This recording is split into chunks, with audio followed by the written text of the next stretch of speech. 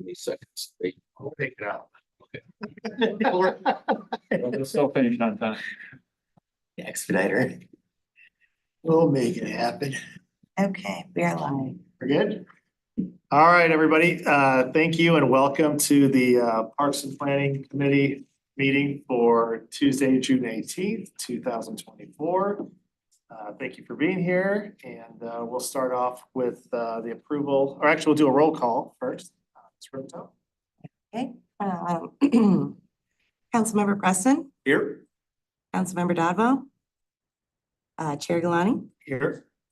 Councilmember Ottenberg, Here. Councilmember Rambo, Here. Councilmember Crayons, Here. Councilmember McCutcheon, and Councilmember Mabry I have online. I've been trying to promote him. Yeah, I tried to promote Tom as well. But I have a raised hand. Should I promote that to Is panelists? that for public input or? Not sure who it is. I'm not familiar with the email. Okay. Okay, then we are good to go. We have a quorum. Okay, so we're good. All right, for the person that has their hand raised, if you can hold on for 1 minute, we'll get to public participation here in a minute, so we'll get to you. We'll start off with the first item here, which is the approval of the minutes from the committee's meeting from Tuesday, May 21st, 2024. Do I have a motion to approve the minutes? Councilmember Rambo, seconded by Councilmember Ottenberg. Any discussion on the motion? All those in favor of the motion, please say aye. Aye. Any opposed? Any abstentions? All right, thank you very much. Minutes are approved. Now that takes us to the next item on the agenda, which is public input. And it looks like we do have the one hand raised online if we want to. Now we have two hands raised.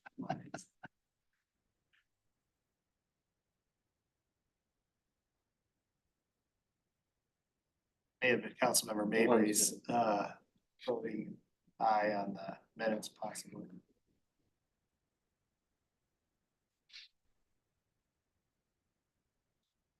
I have attempted to promote both.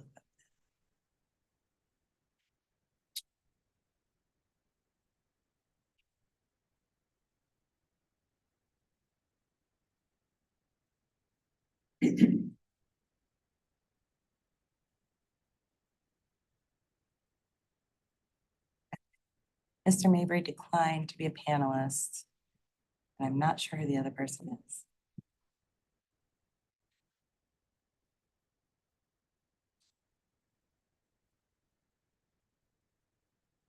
Wonder if that's him also. I'm not sure. To any of our Hey. to any of our attendees that are online, if your hand is raised, I'm trying to promote you to a panelist. If you don't want to be promoted to a panelist, please take your hand down. Thank you.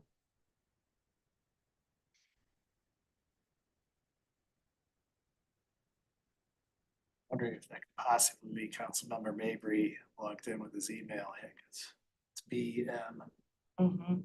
Yeah, good point. Yeah, Bob L. Mabry just logged in twice. Okay. so- I think we've got him.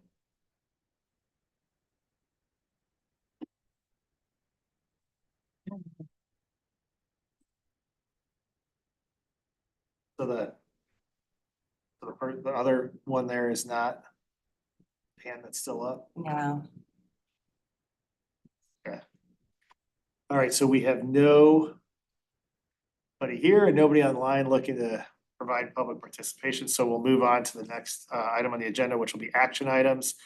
And then the first item I have is the Watershed Erosion Task Force under planning matters for recommendations on the Stormwater Management Master Plan and other projects. Dr. Vudish, did you want to go with that or you want to move the up first? Mr. Chair, with the permission of the committee, I'd like to ask that the item number 1 under Parks Matter, our limited playground facility, presentation of concept first. So we would, everybody on the committee's agreement will move one under Parks Matters to number 1, so that the folks that are here to present can do so. And is everybody okay with that? Okay, well, let's do it. Mr. Chair, and members of the committee. Very happy to have representatives of Unlimited Play with us tonight, Natalie and Chuck. And as you know, at the conclusion of 2023, there was a discussion that was held between the mayor and other individuals with the city about actually doing something in terms of an unlimited play facility. Something that would be in keeping with what is available in 2024 versus what we had done in Community Park in 2015.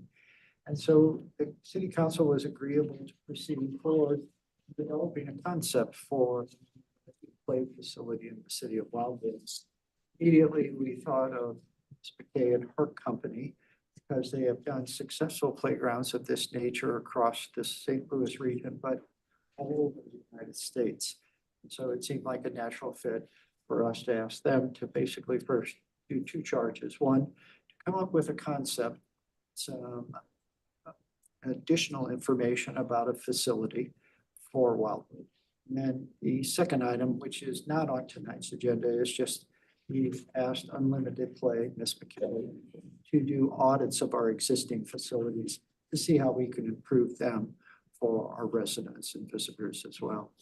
So tonight, Ms. McKay and Chuck are here and they have a concept and they have some thoughts about it and cost estimate as well. And so from that perspective, I'm going to turn it over to them with your permission, Mr. Chair. Yes, please. Thank you for coming. Wonder, it's our very favorite thing to do, so for sure. So I am. Try to shoot.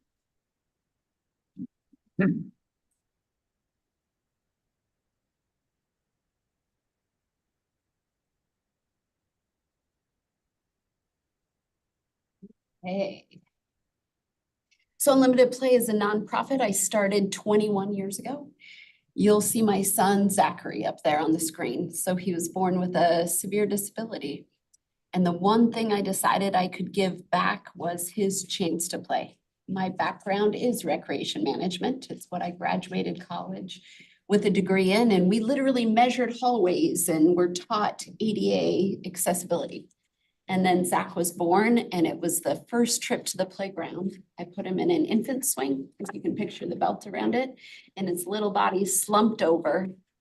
And I was angry at every professor that taught me the world was inclusive through ADA, and quickly realized I so appreciate what was done with the American Disabilities Act, but for parks, it does not create an inclusive environment. With that, I'm going to show you a really quick video about the power of what we do.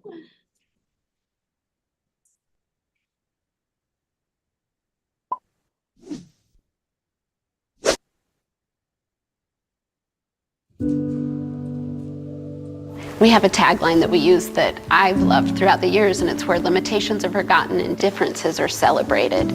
I can't change my son. I can't change the differences that you see, but what an amazing thing if we can start to celebrate those differences.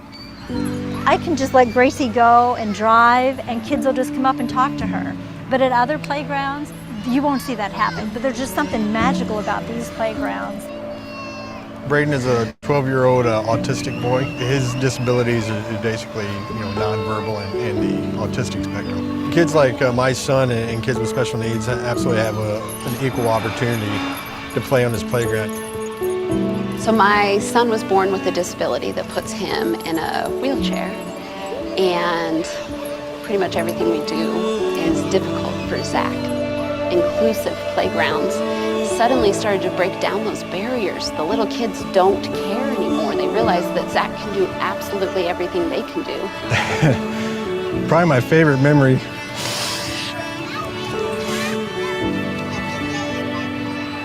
when all the kids come running in. You had disabled and mainstream kids side by side playing.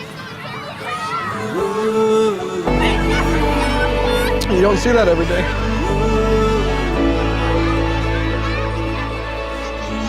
Over the years, I've been inspired to continue Unlimited Play by so many moments that I get to see as families get to watch as their children play for the very first time.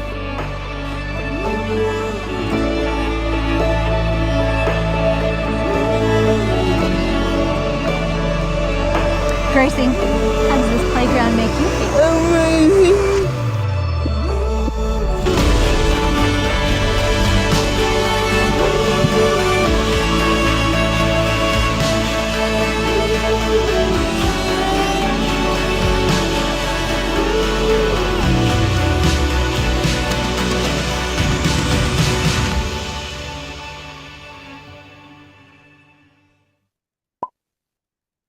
So with that, we started right here in Lake St. Louis. And we're all over the nation here. But my very favorite projects are one in our own backyard, where I can come here, work with you guys face to face, meet the residents, the families that have showed up, I think, at your city council meetings to talk about the need for a playground like this. Many of them are working with me in Wildwood, and we've heard their stories, not Wildwood, sorry, St. Louis County. And we're part of that team and then came to you because you are home base for so many of them and they want it in this local community. So with it, before I show you your design, I want you to understand the principles we've used as we've put together a draft design for you. So independence, my son and his girlfriend Gracie that you just met in there, both use wheelchairs. So anybody with a mobility impairment can make it throughout the entire area. Your surfacing is going to be poured in place, tile, something like that. Ramping to the very top of the structure. Fencing. So when Unlimited Play first opened, we would have families with kids with autism call and say, hey, we don't take our kids to playgrounds either, because a lot of them elope and it's a safety issue. So we want to make sure fencing is part of what you do. Wayfinding paths, again, for kids with autism that sometimes need to step away, they can be on the path and decide when to re-engage, when they want to re-enter. Also, one of my employees is blind. So we're working really closely, or almost blind, really closely with her on that wayfinding path also to be able to indicate for people with visual impairments how to enter the playground and different things going on. Deck edge markers for individuals with visual impairments where they can feel when an edge is coming up and make sure to stop and realize what's going on. Social inclusion. So we spend a lot of time when designing, making sure what we're doing engages everybody and not in their own ways, but through playing together. Making sure that kids, I mean, I have endless stories of kids that were terrified of playing with my son, honestly, until they had the opportunity to be with him and realize it wasn't a scary experience. Active motion.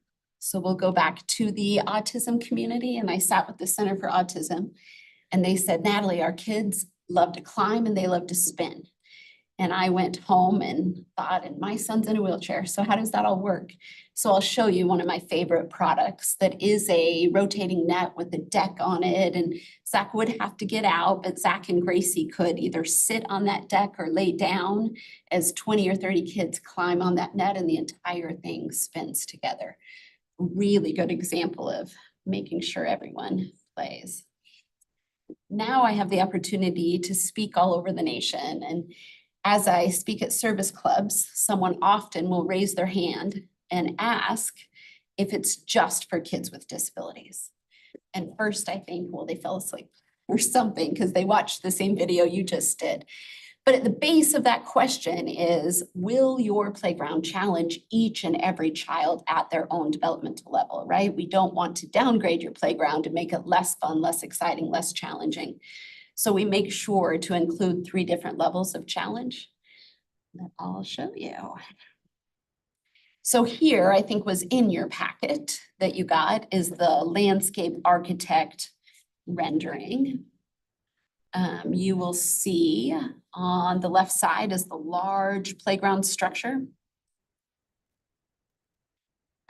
Can I just go up there and point rather than you hit the right button? Well, that's a challenge for me, to hit the right button. Okay, so if we are coming in, last time we met, we talked about a grand entryway, and in between your existing site and the new site, we would have a larger sidewalk where parents can sit up and watch from both sides, right? A lot of shade incorporated into there. A lot of individuals, including my son, with disabilities have a hard time regulating their temperature. So a way to cool off and stay out is a really big deal. So as you enter that, you will be able to, on this big structure, we're coming in, I think at a 24-inch retaining wall there to start to get some height. The distinct difference in what we're proposing you do, a lot of accessible playgrounds will go from the ground up and they'll only make it to 4 feet tall, right? Which is really boring. But we use your topography. So if you've been to Glencoe Park, you'll see you have quite a bit of topography for us to play with, which we like. So we use that topography, come in at 24 inches, and then slowly climb as we go throughout this structure. You'll hear me talk about parallel play, and I'll show you some in a 3D rendering. But items like this, so if someone with a mobility impairment is on this structure, someone's climbing through this challenging event, and they can talk and chat and get to the next deck together and decide what to do there. Rotating net with deck, a quiet grove. So we, again, worked with families with kids with autism.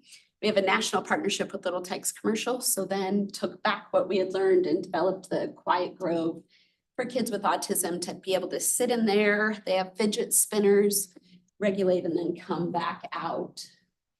Currently in this design, we're keeping your existing equipment, most of your existing equipment, but we would propose adding accessible surfacing to make sure both locations are totally accessible, not segregating kids with disabilities over here and then anybody else at either location. And then adding in a few active spinning devices and dish swings within there. And then a new restroom and shade structure. So my son would be 24 this week, but he passed away a few years ago. But he was in a diaper until he was 21. So your restroom that we're proposing would also include an adult changing station. I want you to picture when Zach was 21 and 90 pounds, and I would be forced to get him out of his wheelchair and lay him down on a bathroom floor. And it was disgusting. And rarely could I find a city who thought about my situation. So I guess one of the things I want you to know is families like mine look for cities like yours. That if you do this and you do it right, it means we belong here. You welcome us here and we're thought about. When Zach passed away, I received an email from a family I've still never met who said, I want you to understand the impact that you've had on my family, and said his wife and child visited Zachary's playground and they had lived out in Troy, I think. And he said his wife came home in tears saying she watched her son play for the very first time. And he said, do you know what I did? I sold our house and I bought a house right next to the playground, and that's how much it meant. So I want you to know I still stand here 21 years later doing this because that's the impact this community can make and can welcome families like mine. On that note, hit the next button. Oh, is it that one? I don't know, push it and see. Is that the right one? So here's your first draft of your design for the big structure. So sticking with the theme that seems to be there naturally, right? Trees, flowers, all of that going on there. You can picture parallel play, the climbers going on there, the net that somebody can climb in as your ramps are going around there. And the ramping system, you're going to have different sensory items, chimes going on the railings. Let's see, balcony decks that allow individuals with mobility impairments to pull onto a play panel and play front on instead of just on the side. Lots of different things going on. Let's see, Chuck, let's see what the next one is. This one just emphasizes, and you can see the railings with the chimes along here, different fun activities, roller slides for kids with cochlear implants. Chuck has two children that are both deaf and have cochlear implants. So plastic slides create static electricity that discharges those implants. So they are forced to either take them out and not hear as they're playing, or risk if they go down a slide, it can damage those cochlear implants. But the roller slide does not create static electricity. So one of the funnest pieces, and one of the most fun pieces, the more you weigh, the faster you go. So when I watch dads especially grab kids and together go down, because you just go so fast.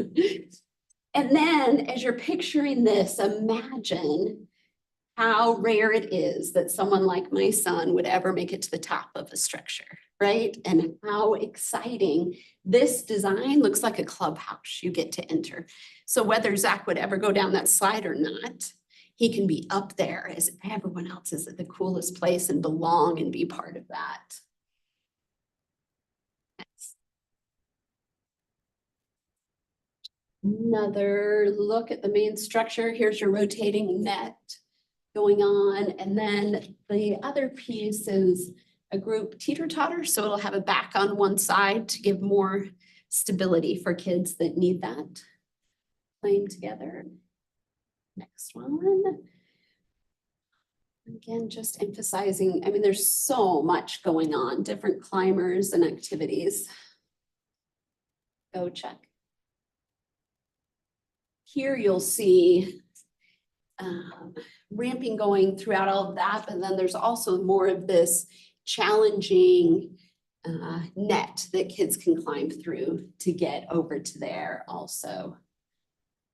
So lots of different activities going on. Theming, I should also explain, for kids that have cognitive delays, often one of the developmental things they need to meet is imagination, imaginative play. So the theme, when I started Unlimited Play, I was afraid people would drive up, see endless ramping, and maybe respectfully leave the playground, thinking it was just for kids with disabilities. So for me, the first playground, it was important to add theme to create wow, right? All kids want to be there because it's wowing. But then I met with therapists who said, Natalie, that's really important for some of our kids who are cognitively delayed to be able to work with the imaginative play that we have there and then keep going. So many of the things we've added have a purpose to them. This is just the top section. So most of your top section is your existing equipment, but you'll see the 2 dish swings there. That can fit 4 to 6 kids if they're sitting back to back and squished on together. It gives an opportunity for Zach and Gracie to lay down if that's more comfortable and swing on there. And also has these ropes that come down. So Max, a little boy that uses a walker, could grab onto those, transfer himself back to his walker. Another spinning device, that's okay. And then a wheelchair accessible merry-go-round. Now you can switch. This is your overall, but our team has a hard time with putting in your existing equipment with the new equipment. So any questions I can answer about design? First of all, this is a fantastic service that you provide for Thank you. many communities. Thank you. Congratulations on all the happiness I'm sure you've brought to many families. So looking at a typical design that looks like families with autistic children, children with visual impairments, and children with mental challenges will all find something there that they could get some enjoyment from. Mm-hmm. I met a family recently who has a child with mental impairment, I guess for lack of a better term. And the lady mentioned something and I wasn't quite sure what she was talking about. It was some type of a system where the child can go up to a piece of equipment and touch it with some type of product and they get an explanation of what that equipment is for. Is that making any sense or are you familiar with the Well, one? it depends if there are things we can add that you could touch, and like my employee that's blind, it speaks and tells you Okay, And so that is something we can add. It's something you hear me a little reluctant because it's usually battery sourced, right? Or solar generated, and then that would be up to you guys on maintaining it. Okay. So if that's what it is, but I would be so interested if you have our contact information to learn also. We're I can get you really, her contact okay, information. I we're have it at home. constantly learning how to do this better. For the project in St. Louis County was inspired by a boy with dwarfism, which is also one of the families that have been here and want to be part of your project here. So there's always populations we're learning how to do this better. So yeah. Super. Oh, sorry, Sorry. No, go ahead, go All ahead. right. So autistic children sometimes have are super sensitive to loud noises. Mhm. How do you incorporate concern for that sensitivity Yeah. into one of these designs? Great question. So the quiet grove that I highlighted earlier is placed right here. And honestly, as this all starts to come together, we look for an area where it's kind of tucked away. And we worked specifically in designing that, so it has a little bit of sound reduction in the material that's used. And then it has some fidget spinners and a bench. So between that and the placement on your park, we hope that, and families have told us, we've worked with committees of families with kids with autism, that helps with the sound. That's what we do currently. Super. Thank you for that. And then do you recommend or any type of special lighting for these facilities or at night? I don't, only because usually a city has a policy on whether they want them open or not when it's dark. Okay, So no. all right. Thank you for that. Councilmember Grants? Natalie, have you visited our community park? Have you seen our park? It's so funny. Community Park was the only one not on my list and I haven't been there yet to Because visit I it. see some of the equipment in your presentation Yeah. at our park, and it looks like, I mean, we have ramps and Mhm. Joe, we took that in consideration, inclusiveness when we did our community park, didn't we? We did, but it's been almost 10 years since the park's opened, and as you can see, there's been a lot of advances because of Okay, I'm for expanding the park in Glencoe, but I just wanted to point out that you ought to take a look at that park because I am going it to. is a really neat park. Yeah, And I was telling my grandsons just love it, but, and I get it, Yeah. so, I think we're ahead here. good, So, fabulous, yeah. Yes, I've looked at every one of your other parks, just not that one yet. that's our premier. Yeah, that one gets rave reviews from all the kids in my life and they're Okay. connoisseurs of playground equipment, so I Okay. know it's a good one. It is a hit. Good. It's a I'd hit. love to hear what's a hit there and Yeah. if we're incorporating the things that are a hit and, Just a lot of different, kind of like this, just a lot of, okay, different options of how to participate and play, okay. which is cool. That's good. In a good area too. I mean, Yeah, there's a lot of surrounding. At Community Park, yeah. okay. Oh, and so is this. and so And is so, Glencoe. yeah, that's, I mean, I hike down the street and all the time. Yeah. There, yeah, Councilman Rambo? Just a random questions. Yeah. uh, This is a one-off, like you don't have any other, like the Lake St. Louis Park or any of the other parks? it's a they don't look one-off, like- custom just for you. Do Yeah. you acquire, whoever assembles this, acquire components and put together like a Lego set and make it? I mean, it's not, you don't have to custom fabricate every part of that. There's just No, like you're right. suppliers that. A lot of it's standard equipment used, and then to add the theme, that's where we get a little more custom. Did you consider, we have a park currently that we're trying to add shade to because it doesn't have shade near Uh-huh. the equipment? Okay, You've got shade there, but it's not over the equipment. Joe, weren't we trying, or Melanie, maybe you know, weren't we trying to like shade the swings or something like that? It's only gonna get worse okay, over time. And yeah, I'm wondering if you consider shade. I know you could probably hunker down underneath the ramps and get some shade, but on the tops, is there like those green things? Is that shade? Does that, because I can't This really right see. there. The 6 pointed these. Yeah, do they, is that like? Yeah, a there shade is thing? some shade from there that happens. But you're right, I like you called out swings, because it is the place where families with kids with disabilities have said our kids may spend a lot of time there. So we could shade that.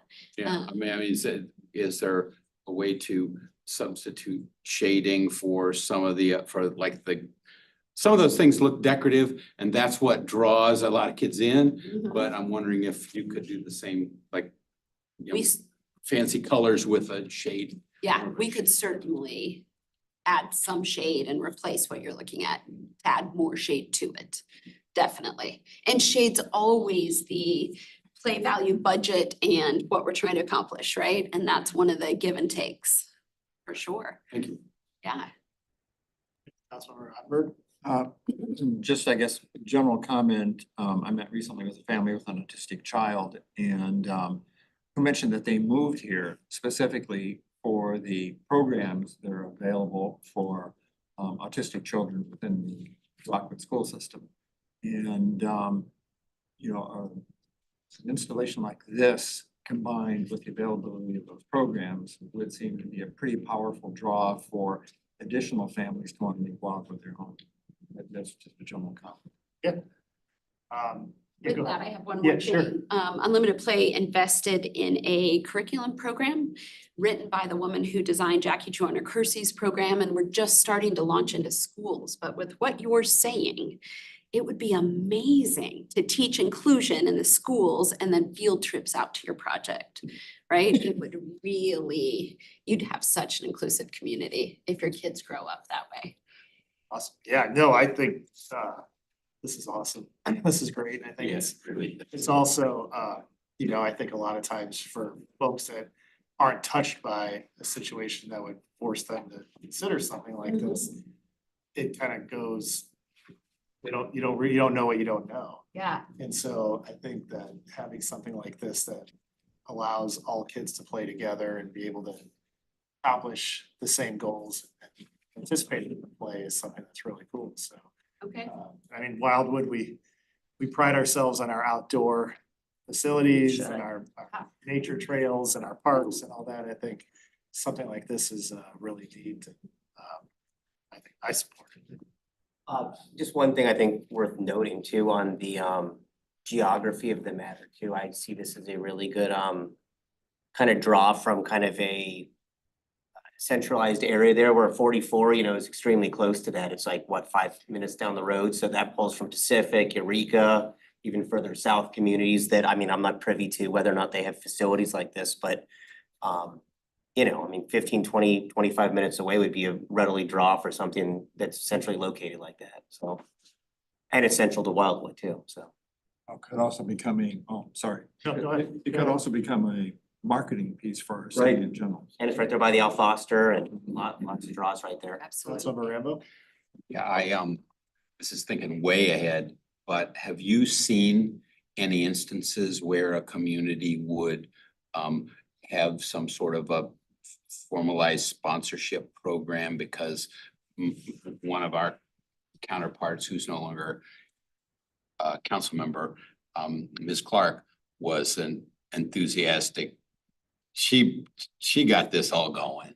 Okay. And I know that she would be proud to sponsor some, you know, give some money and have she probably wouldn't care about the plaque, but just, you know, have Yeah. provide a piece of equipment.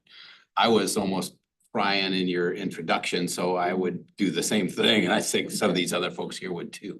Is that, Same what's- handkerchief. yeah. Is that something that's typically Fabulous done? question, and we do it on 75% of our projects. So we take this beautiful design, turn it into a catalog, create sponsorship opportunities. Yeah, We've already got your team in touch with our grant writer, all of that. So that is certainly a possibility. it's gonna be costly, but It is you're all, going to be it sounds like costly. I have there's told you the universal. budget yet, but I'm glad you know that Yeah, already. yeah. But if we can offset some of the costs, you know, Yeah. Exactly. So yes, that is a great way to go about it. Before I tell you the budget, I'm gonna tell you, this is also for adults with disabilities, which I had never thought about. But one of the meetings that was most memorable for me, we built right outside of Fort Leonard Wood at the base there. And I was sitting, waiting to present to city council for their approval that night. And we called for public comment. A vet got up and he said, I served my country in 3 tours of duty and I came home with a disability myself and I can't play with my own children. I deserve the right to play. And then he sat down. It still gives me chills. And I thought, can we just take a vote now, please?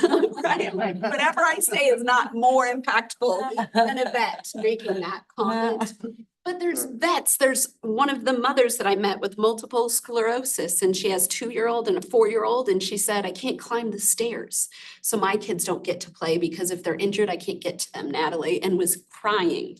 So there's so many different reasons to do this. Now you want to hear your budget? Okay, so the playground, if we just do the playground, which is originally what we were talking about, we're around 1.2 million. By the time we add in restroom, all the shades that you see, anything else, Chuck?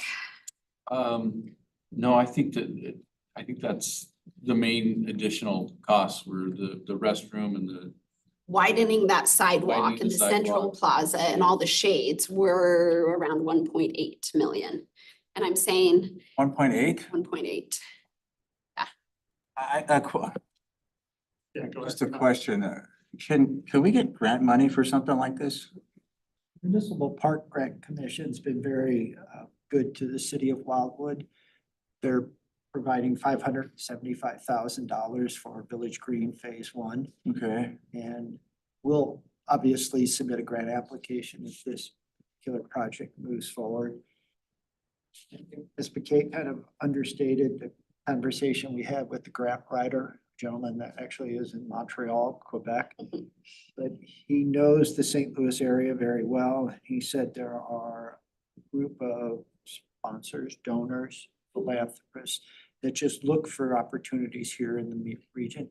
He said it's a very good region to basically tap into sources of funding.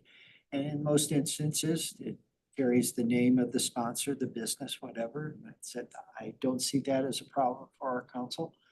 Because quite frankly, if they're willing to help us make something a dream reality, I think that's the least we could do for an individual, a company or whatever. So I actually was thinking this project was going to be much more than that. So And I have said estimate only because everyone we're getting understand. estimates from has been on vacation off and on. I was But thinking I have- more in that $2.5 million Okay. range. So We do need to add more shade. oh, we don't know. about that. Yeah, I can spend Rob said he was more. gonna cover that. Yeah. There we go. Can I ask? Yeah, go ahead, Rob. Yeah, so, that's turnkey, you guys do it. Yeah. And, there are potentials for savings if we do the sidewalks and those kinds of things separately. 100%. We often, so when we're helping lead the fundraising effort, we look for in-kind donations. Who can donate concrete, site work, fencing, all those come off your bottom line. Absolutely. So I have a question for the planning folks. Have we ever considered anything like, I'm not saying anything so crass as a sponsorship, but like Busch Stadium, this could be Delaney Park or something like that, and find some major donor. Is that in the cards for our city, the way we operate? Like, in other words, there's, well, the examples are all over, you know what I'm talking about. well, with your permission, I don't. As you know, when the strategic plan was finalized by city council, the second goal of the strategic plan was find new revenue sources for the city. Because we can't necessarily depend on those that carried us for the first 29 years.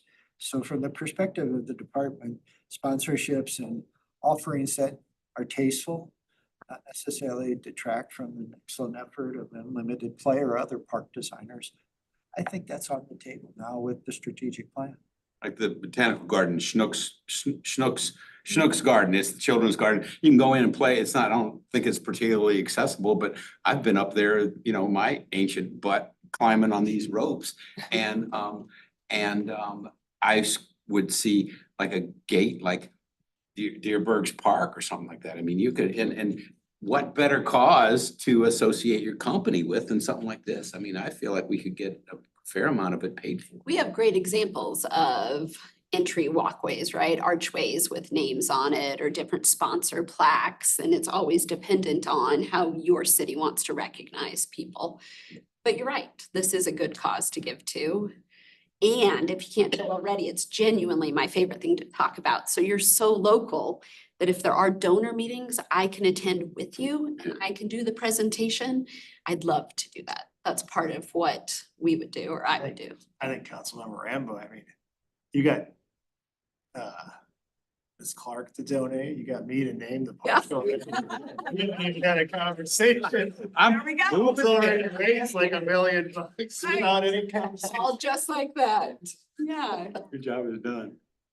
Councilmember Rottenberg. I would see something like this, and maybe you've had this experience with other facilities, as being a great location for young families who have a young child with special needs. They don't know where to turn for help, and they could come here and meet other parents and compare notes on how they're dealing with, you know, the particular challenges of being a special needs parent. 100%. I'll tell you personally, before I started Unlimited Play, it feels lonely. I didn't think anybody knew what I was going through. And then I had the opportunity to speak and realize so many of the people I was speaking to deal with that. And then I get to go to parks and people don't know that I've done that and talk to and build those relationships. Yes, that's a huge part of what this park will do. Yeah. You got something? Last week, a week ago, Monday, I was at our grand opening for the Anna, Illinois Hadley's Haven, yeah. Haven. And you know, Anna, Illinois is 4,500 people and it's right next to Jonesboro. And they're, Don't ask me. yeah, it's called AJ. They call the town AJ because it's Anna and Jonesboro and these two little hamlets that are kind of hooked together. Anna has 4,500 people. They raised $1.1 million in a town of 4,500. We had this grand opening. Senator was there. The Mayor. senator somehow got $100,000. That's rare. He to pull off, but he did. he engaged his emotions in that park. And with his clout, he was able to pull $100,000 out of nowhere. The mayor was there and while we were getting ready for the the ceremony and I went over to the food truck and got something to eat and sat down in this pavilion and was eating and this lady was chatting me up. And I said, well, where are you from? She goes, well, I came all the way down here from Chicago because I wanted to be able to see how this knits families together because I have a grandson that has disabilities and cannot engage. She drove all the way from Chicago down to Anna, Illinois to be at this grand opening. And so on that note, it becomes a melting pot for, yes, families that each have these challenges. But more importantly is what Natalie was talking about earlier is this parallel play where once these kids start playing, they forget about wheelchairs, walkers and crutches. All they're doing is playing there and they're just having a ball. And it really breaks down those things. And then what ends up happening is Wildwood becomes a destination. And so on that other side of the fiscal side, now you're talking about revenue. You're talking about people coming here. They're gonna do more than just go and, hike along Merrimack. They're gonna go to the park. They're gonna spend time. They're gonna go to dinner. It's a destination. So the community engages it, they synthesize their emotions and they just say, hey, let's all get behind this. And it's amazing what happens once it gets traction. Yeah, Councilmember Grant. Yeah, how many kids can a park like that accommodate then? What would be the maximum? I actually don't have a good answer for you, but a lot. Best guess? Couple hundred. I mean, easily when we opened Brendan's Playground in O'Fallon, opening day, we probably had 400 people. That's a tight park. It's smaller than this, but easily a couple hundred people. Yeah, Yours is a large Mm, playground. It's a popular area down there, Glencoe is. No, I know. I hike off your trails, honestly, and then you go to the park, right? And Yeah. all of that. Councilman Rambo? Yeah, I have one more question. This is sort of an open question. You may be a good one to answer. But I'm throwing it out. Okay. My one concern with Glencoe Park was that we're, in a certain sense, we're building this at least partly for the folks in Eureka. And those kids need to play too, but it's at the very edge, like it's the southern boundary of Wildwood. And I don't think that's our most densely populated area down there. And the comment about bringing people in for dinner and so on and so forth, they're gonna run to the Mexican joint in Eureka or whatever afterward as you know, at least as often as they are coming up to town center. And I know we had very good reasons for choosing Glencoe Park, and I'm not suggesting we do otherwise, but is this, I'm not even sure what my real question is, except, is this absolutely the ideal location to provide economic benefits to the region and to reach the maximum number of Wildwood folks as opposed to surrounding communities? And I don't, hopefully that's not a selfish sounding question, but I think it's reasonable. And again, Councilmember Ottenberg is the head of our Economic Development Committee, and I'll never act like I know it, I know that area at all. Mm. What I will tell you is, from the perspective of the department, we chose it for a number of Mhm. reasons. I would probably suggest first and foremost, just look at equine assisted therapy. It's in the same proximity and it draws from all over Wildwood and beyond. So it's a destination like I believe this would be.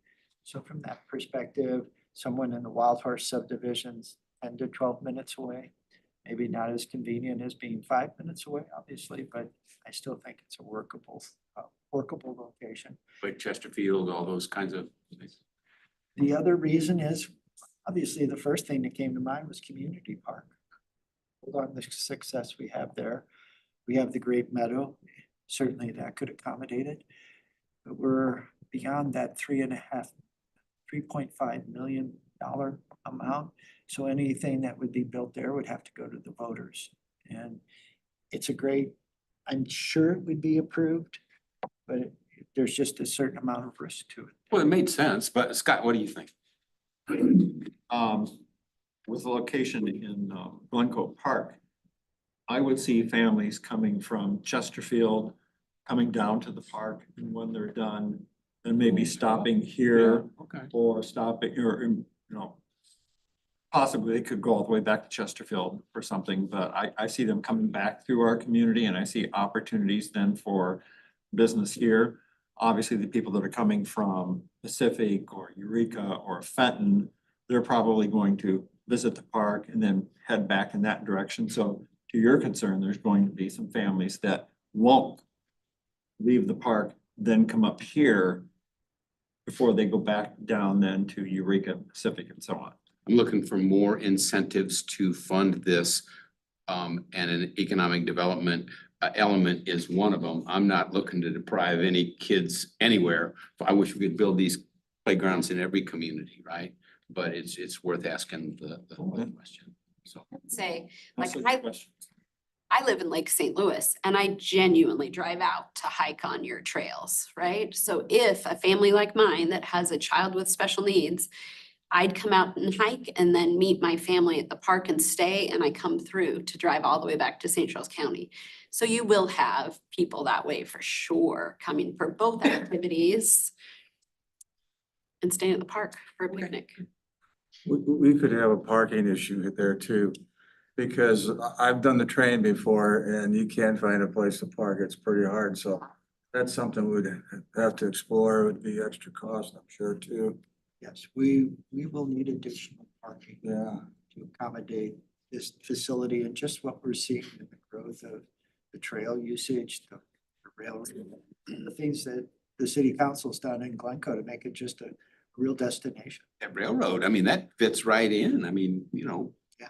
Most of those It children really could probably does. ride on our railroad. You know about our railroad? I sure do. Yeah, yeah, yeah. Yes, of course. And you're right, but I hadn't thought about that. What a fun day. Yeah, you create then. Yeah. So I have one question. Okay. So in relation to this rendering and proposal for this Mhm. particular, development, you've been to the other parks in the city? All except for community. Community. Yeah. And so you're gonna give an assessment of the at a later, Yeah. at a later time? Yep. And then, I guess in the meantime, it's a conversation that perhaps the committee can table and have, so that when you come back, Okay.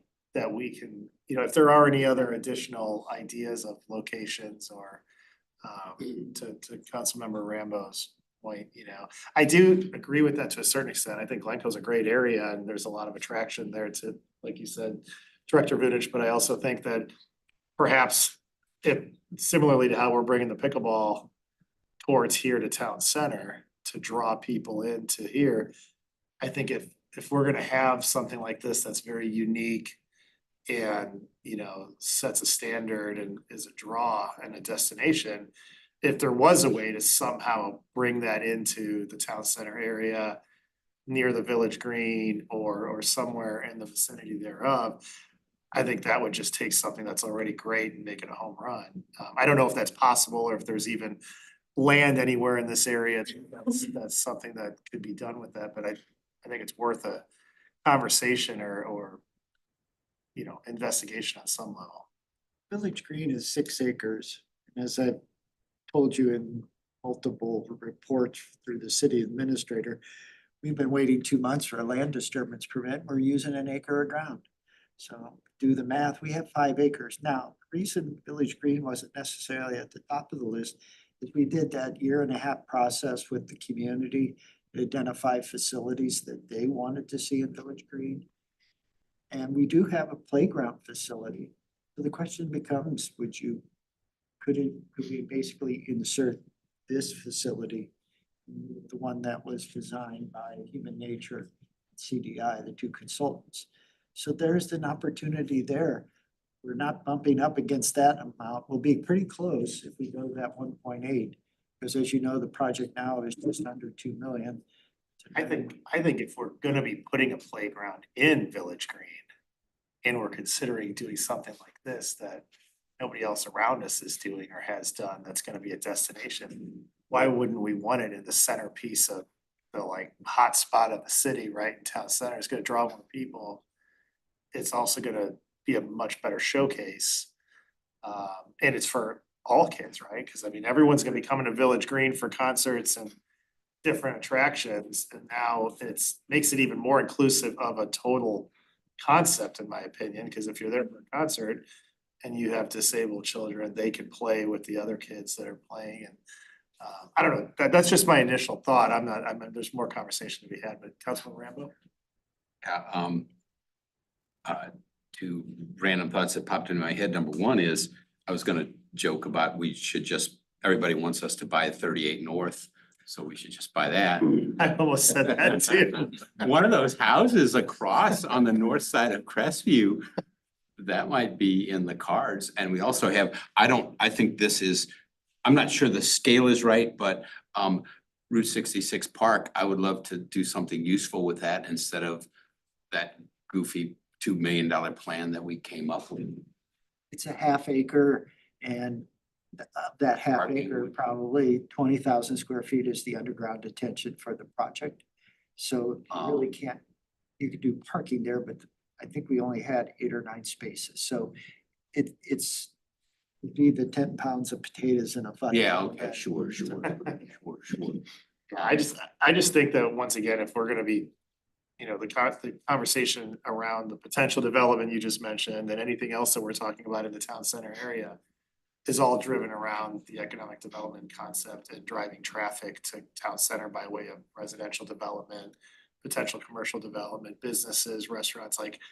If we're gonna spend $2 million or somewhere in that vicinity building this unbelievable playground that we know is and expect is gonna drive a significant amount of traffic and activity, why wouldn't we wanna do everything possible to put that in the exact part of the city where we're trying to drive traffic and bring people as opposed to some corner outskirts location. It's just the way I look at it. Council Bradford? Well, just always with my sales and marketing hat on, I see a huge advantage to having this next to the Village Green, and that's the dual opportunities you have for one set of people to promote the other Yeah. facility that's there. It's just, we wanna drive traffic to Yeah. the center of town, so if we're gonna, any of the other efforts that we're talking about revolve around that type of activity, so this is a significant amount of money to spend.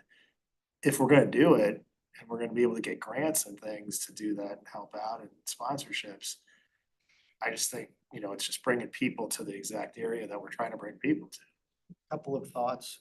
When Mr. Lee and I took Ms. McKay and Chuck down to Glencoe Park the first time, they were a little apprehensive because they prefer these facilities not to necessarily compete with our Existing playground. existing playground that isn't unlimited play in nature. So did a little arm twisting and said, well, the challenge for you is to make it fit, make it upgrade ours so it all works. That was the challenge. So there's the benefit if we did move it to, let's say, Village Green, they're not competing with an existing facility, so to speak. And the two things I would say then is, if the committee would like, I can provide them the master plan for Village Green so they could take a look at where we had the playground facility, which was actually on the 3 acres more to the west. And then if we want to proceed, I probably need to amend the contract. Because we're at $8,500 and we're probably getting the impression they're probably doing a lot of this on their time, not ours, so to speak. Well, is the concept that we have from Human Nature for the Village Green, well, do you know what the cost was for that? Art? I actually think it'll exceed what we just saw, what we saw was presented tonight. Because it had a number of splash pads associated with it. It also had some really aesthetic features relative to a bridge that arched over a portion of the playground so people could stand and see their kids play in it. It's an expensive proposal. Remember, our Village Green, the 3 components is 13 million. And the first phase is 2 million. Last phase is basically the observation tower and much of the trail network. So kind of make an assumption there that middle. Is there a way that we could have them see what we're looking at from Human Nature to see if we could somehow incorporate the splash pads? I love the Yeah. splash. Yeah, pad. Yeah, So splash when I pad's something talk- we need. Yeah, like, When I presented saying kids with disabilities often can't regulate their temperature, my very favorite thing is add a splash pad. Yeah. Right? Everybody loves that. We need it here and it makes it even more inclusive. so maybe we can Yeah. incorporate some of those features that we already had Absolutely. along with something like this. But And a fun, if you're doing trails, the woman who works with me now that's visually impaired, her degree is environmental education and her job at Unlimited Play is to start working to make trails more inclusive. So we would love to help and say your park, not just your playground, is truly inclusive. We're That would be blessed with amazing. good topography over there, Ms. McKay. It's relatively level compared to most of what we have. Okay. Wow. and this is where we're gonna have our concerts, this like the amphitheater, like everything. I mean, I think it's just a perfect, go ahead. Jump in again.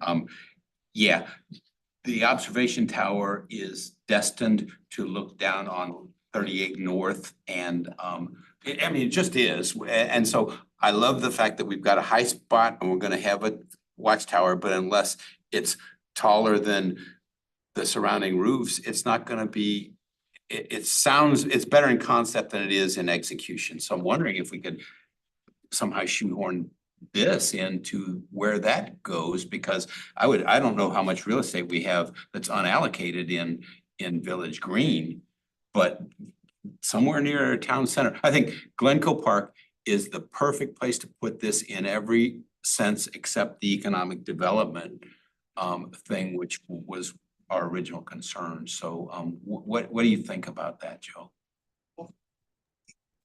Based upon the research I've done after meeting with Ms. McKay, Chuck, these these facilities are just extremely successful and they draw people. And it would be a boon to town center. It would just be the thing that I think could finally bring attention to the area we wanted attention to for years and years. We have the real estate in, Yes. we do. We've got 6 Are acres. you talking about the tower? Or the park? The park. I'm saying bag the tower and put the park. Hey, got my vote. I have reservations about the tower because Yeah. when we were discussing it with the designers, I just think it's a risk we don't need to take. Yeah. People like to use those for things that we just don't want to use for. So we've got, as it stands right now, we've got 5+ acres. We don't have a main street, so that's an issue. But we have a parking garage with 300 spaces. So the parking issue we would see in Glencoe City Park isn't one that probably would exist here. And then obviously, if we need, we can add parking. But like I say, it's just one of those things. We've spent 1.5 years getting the community to buy into this design. And I'm cautious because it doesn't have the best access because of the Main Street situation. But certainly if you're looking at it for a draw to town center and getting people to stay in town center once they've finished play, it's a natural. So here's a question that's a little off the mark, but I think it's important. We do have reserve funds and I would be willing to crack that nest egg to move Village Green forward, not move all the way to phase 3, but to get the Main Street issues resolved. Is there any possibility there? Because I think some of us would probably support that and I'm as frugal as anyone, but it's just, you know, we need to move the ball down the road. And if we can make an economic development argument, an inclusive play argument, completion of Village Green argument, all those kinds of arguments, I think we might be able to get some traction. So what do you think about that? I know I keep putting you on the spot, but I'm excited about this. Actually, you need to put the other 6 council people on the spot because it would never be the department's position to tap into the reserve. Sure. It's just not something that we feel is appropriate.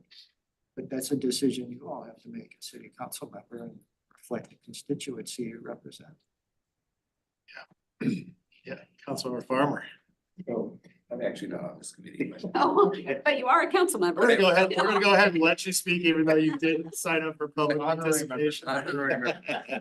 so I just in listening, this is a great project and I'm, we, at least myself, we don't get a whole lot of opportunities in public service to actually do things that seem to matter and actually help people very much. So this is a very cool thing.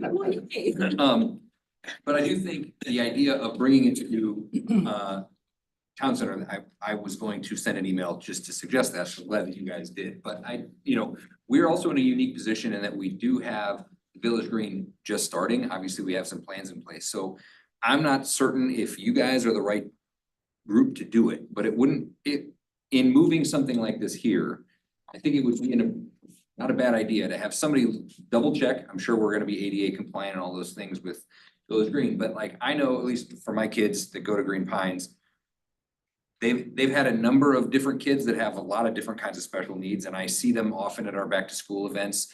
And then, at a certain point, they've kind of moved to different places just because that's what their needs require. But having a place like this and helping our town center businesses understand, you have a draw, we have a hotel, let's have a conversation with them.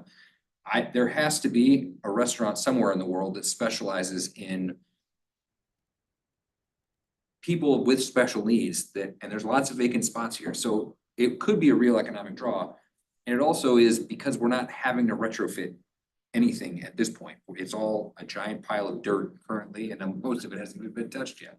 So I think however that might work, I don't know how that, if there's a different kind of consultant, that's something you guys can look at and say, hey, maybe this path needs to, whatever we're doing, the sidewalk needs to be an extra 2 feet. We would whatever. love to be involved with whatever the overall is. So I don't get a say in that in this committee, but I would suggest, something like that where you guys can bring back to the full council a real serious plan, because I do think, I think that we would be hard pressed to find anybody that wouldn't want to do this if we could do it. So we should really try to do it in the best possible way. And I mean, I was thinking Glencoe Park with parking and everything else. We got a parking garage that is empty most of the time. We have spots right out front where people, you know, can unload vans or whatever it is they need to do. So this seems like a good spot. I would get as much info as we can before we start pouring concrete. The key is fixing Main Street though. Isn't that the key to putting this in Village Green? It certainly makes it, it addresses all the accessibility issues from the standpoint of the pedestrian to someone in a vehicle. It just makes it much more convenient. Problem with the parking garage is it's accessible if you park on the lower level. It's a good walk. And I don't necessarily want to assume that every parent, if the child's in a wheelchair, wants to do that quarter mile or whatever the distance might be. So convenience. Now, we are adding a good number of spaces as part of the first phase here along the edge of City Hall. So we're taking that into account. But say if you all, as the committee want to move forward, we can give them the overall master plan. We can give them the construction set drawings for phase one. And we could certainly get them in contact with Human Nature, the firm out of Cincinnati that did the original master plan. What's it gonna take to fix Main Street? Well, I was gonna say, I think that's something that with this conversation, with the Village Green, with the possibility of the Latitude 38 development too, is like, this all has to be, I think, coordinated the right way now. Yeah. Not postponed, Yes. because we need to do this right, and we need to get Main Street open. We need this, and we need it here. And we've already got Village Green, and we're spending millions of dollars already. I just think it's worth, to Councilman Farmer's point, that we dive deep and do our due diligence and get all the pieces in play, so we can do it all together and do it right. And then to the possibility of tapping into the reserves to handle some of this, I would support that too. Time is of the essence because meanwhile, kids We don't can't have an wait 10 years accessible to get playground. this stuff done. Yeah, we can't drag this out for 10 You're years. right. Mhm. Councilmember Preston? Oh, yeah, I mean, I was just gonna say, I mean, the more we thought about this too, I mean, yeah, I mean, absolutely keeping it here to Village Green, and it really is a neat element too. It brings the wild with the fact that that's connected to the trail that you can get to Community Park, this park, and Green Pines Park, all within like a 10-12 minute walk. I mean, I can't think of another municipality in town where that's an option, and what a neat thing. I mean, we used to walk from Community Park up to Green Pines Park and back, just my family, just to play at both places, and what a neat thing. I mean, I think that's So, even more solidifies it in my mind. Director Vunich, do you need a motion from the committee to move forward with this? And Yes, I would much appreciate. somebody like to make that motion? Councilman Rottenberg? Councilmember Rambo? Second. All right, we got a motion on the floor and a second. Any discussion on the motion? Motion. Would you like to read your motions, Mr. Rottenberg? Well, the motion is to go forward with, Investigate. Analysis. Director Vunich, help me with my motion. Motion is to investigate Village Green as the location for our limited lake facility. And part of that. Thank you, sir. Part of that isn't, I mean, the key piece, again, is Main Street. Yeah. And we need some idea of what it will cost to move forward with our plan for Main Street, because that's the key. We can't build the park in the middle of nowhere Yeah, where go kids ahead. can't get at. Just real quickly, as you know, the city council already has had that foresight, and we have CDI designing the ultimate Main Street. So that if development does occur along it, we're not reacting to development where they want to build it, how they want to build it, how we want. So that's underway with CDI. And next year, we have $1 million set aside for construction. So we'll have the right of ways and we'll have the construction, and Main Street is moving along I without. can't guarantee the right of way, Yeah, that's the, but we have funds to build, and we have a plan, an engineered plan with bid specifications underway. Chair, we have a motion and a second, so now we're in discussion. Yeah, now we're in discussion. Do we have any further discussion on the motion? I know go ahead. Yeah, so the one thing I'm thinking about, maybe Ms. McKay can address this, is with this location being next to, the location of this facility being next to Village Green, which I'm totally in favor of. there could possibly be activities in the Village Green area producing noise, which could have a impact on some of the children that are playing over in this facility. Have you seen any type of a conflict like that with some of your other facilities, and how do they try to manage this so that no one is basically left out, I guess? Yeah, I know, Obviously, we want to have the Village Green events, but you know, we Uh-huh. want the families to be able to come here Right. and not be surprised by the fact that there's a lot of noise over the Village Green area due to some event taking place. Yeah, so I think first would be making families aware, right? I'm sure your calendar of what's going on at Village Green would be accessible, and we'd want to make it even more accessible. So families know when times are going to be really loud, maybe to avoid those. You could go the extra step, and if there's somewhere families with kids with autism or noise sensitivity can pick up the headphone, you know, all that kind of things that sometimes businesses do. I mean, that'd be an extra step I've never seen a city do.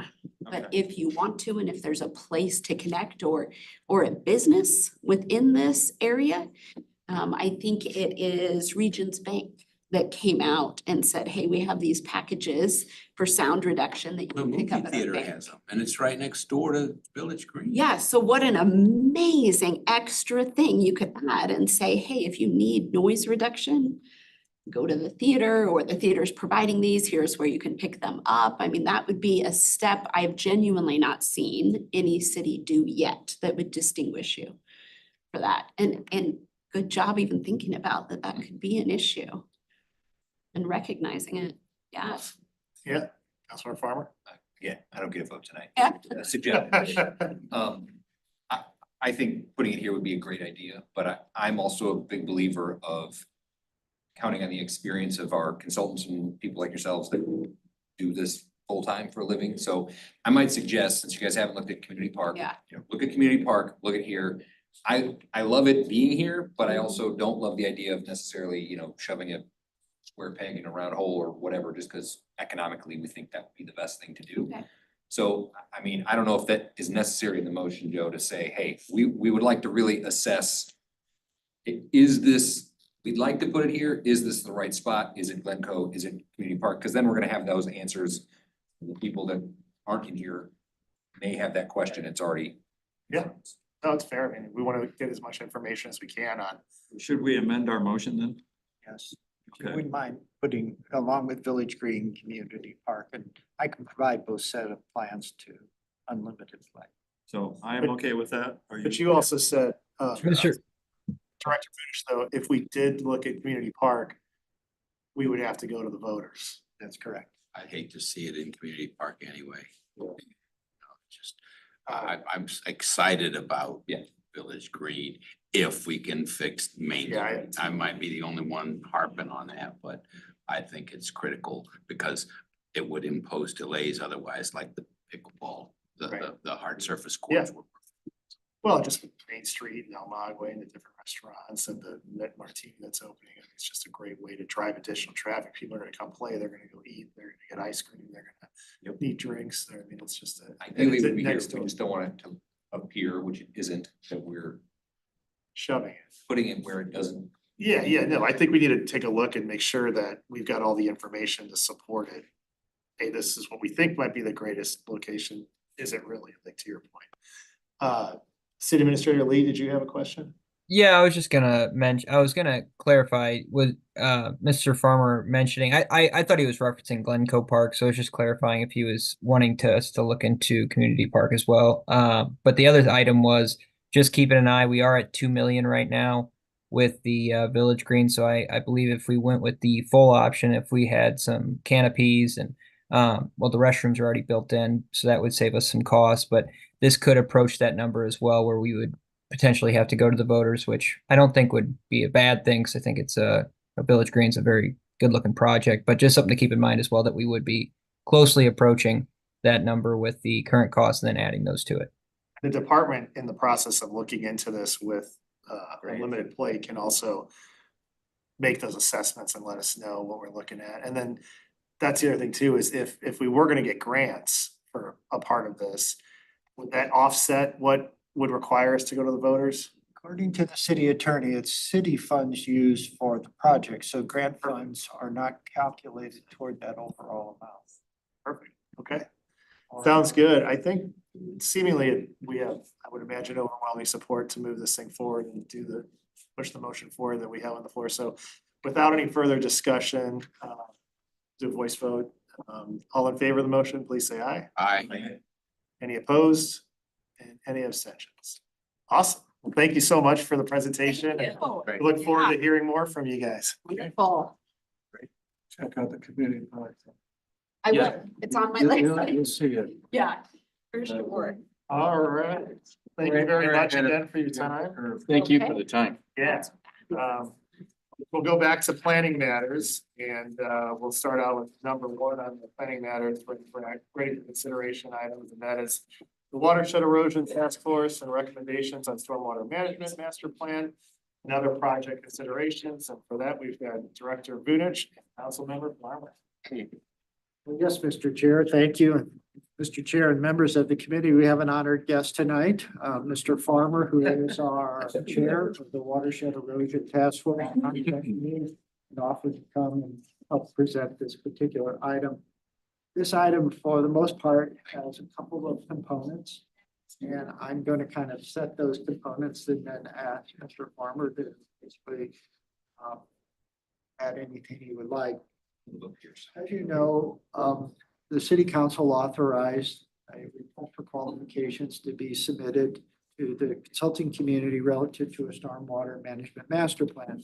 What we found over 3+ years of being a task force is that most of the grants that come from sources that have the money to support watershed projects ask for this type of plan. So we did the request for qualifications. We received 6 responses.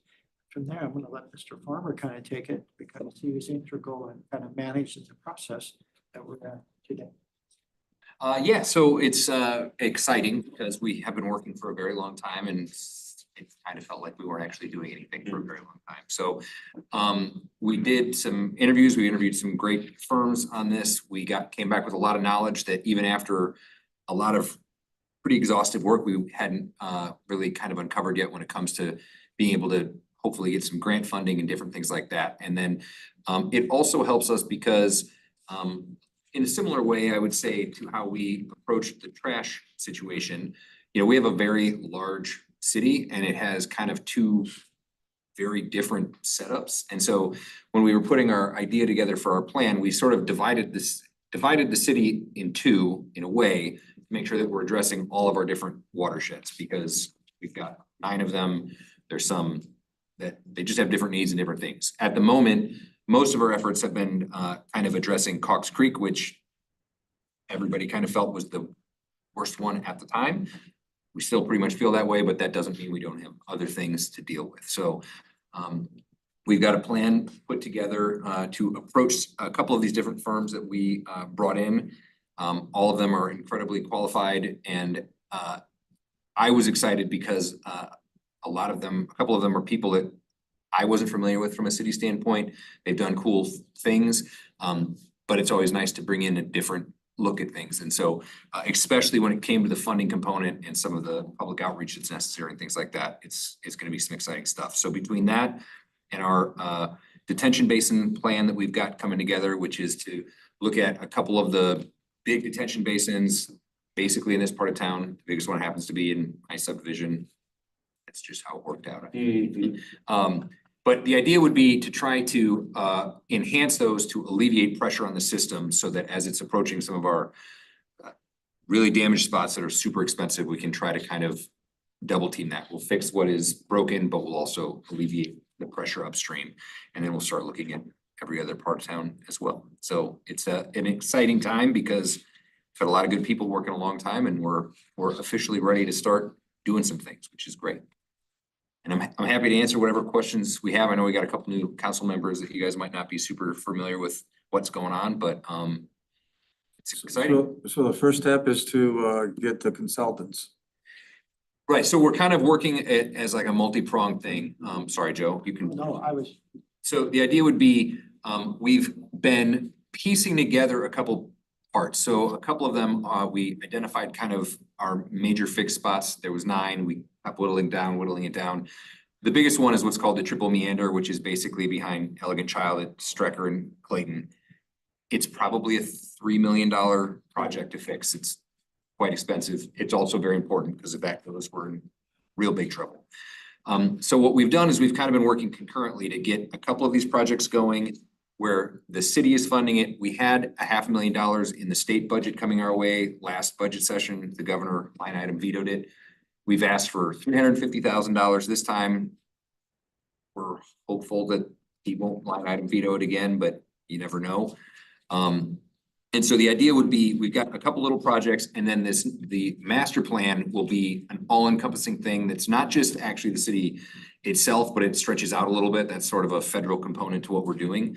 And it helps us to kind of work with different things, because as we talk about a lot in the committee, you know, the water doesn't just start and stop in Wildwood. It kind of comes in and it goes out. And so we have to work with our surroundings. So are these the top priority projects Yeah. that we're gonna hit first? Yeah, so the way you wanna think about it, I mean, the real top one is the triple meander with the price tag that's associated with it. We decided to try to do a couple of the smaller ones that we actually could do as compared to just waiting forever to try to get the funding in. So do we have the money? Yeah. We have the money. And the 2 projects we've chosen are like 2 and 3 on the list of 6. Yeah.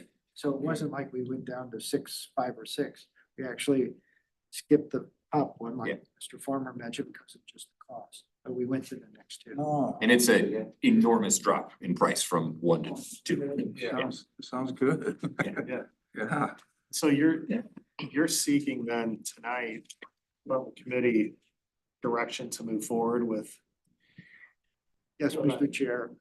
I believe Mr. Farmer and I would like, along with Ms. Ripito, is an authorization to proceed forward with split of the city into 2 components, have 2 consulting firms work together on a single master plan.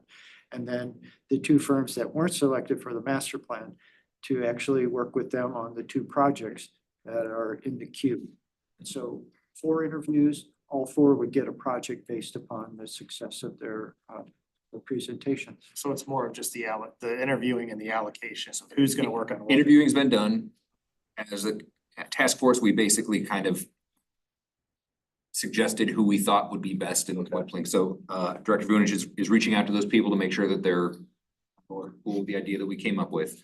So really, I guess it's kind of an endorsement from you guys to the full council to just more or less support what we'd already kind of worked through, which is, you know, going through the interviews, figuring out where everybody's strengths and necessarily weaknesses, the differences lie, and then partnering them up accordingly. So the idea would be, when it comes to the master plan, is to have 2 different firms kind of working the city as a whole because it's so big, but at the end of the day, it'll really probably be one of the firms putting all of the information together and then providing us with a comprehensive plan. So it's not like we're dividing the city in real life, it's just dividing it in terms of workload. Got it. So you're looking for then, Director Vunich, a motion for the committee? He endorsed the 2 firms doing the master plan, the 2 firms doing the project and the process that we would follow.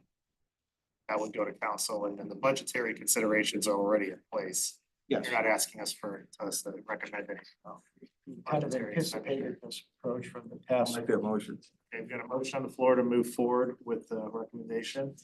Second by Councilman Rottenberg. Any discussion on the motion? Yeah, I was wondering where the split is. Do you have is it just, Manchester Road, the ridge.